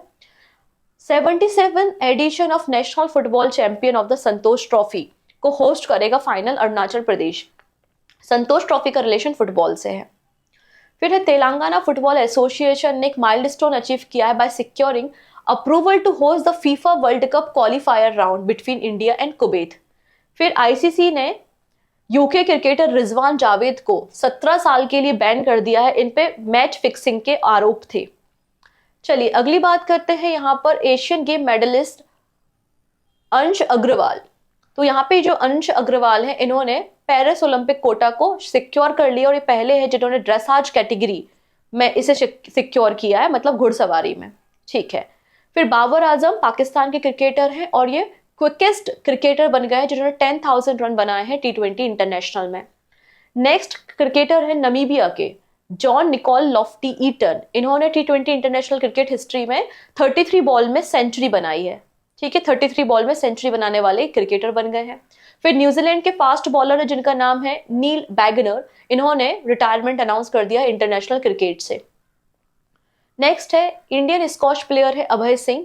इन्होंने good fellow classical PSA challenger tour title अपने नाम किया है कनाडा में। ठीक है, वहीं अगर बात करें एलेना नॉर्मन, इन्होंने रिजाइन कर दिया है as a CEO of hockey India. ठीक है, 13 साल से वो इस पोजीशन पे थी। डन। तो इस तरीके से ये हमारे सारे के सारे फरवरी मंथ के important sports segment and national news cover होती हैं। अब नेक्स्ट सेगमेंट पे हम स्टेट और इंटरनेशनल न्यूज को कवर करेंगे, तो बने रहिएगा, जुड़े रहिएगा, लिंक को शेयर करते रहिए और ज्यादा से ज्यादा सब्सक्राइब कीजिए अगर पहली बार चैनल पे आ रहे हैं, जिससे अपकमिंग क्लासेस को नोटिफिकेशन मिल सके। अगर स्टिल कोई डाउट रहता है तो आप टेलीग्राम पे ज्वाइन हो जाना, सिंपली सर्च करके current affairs with Pooja ma'am. Okay, description में लिंक भी है। Bye bye.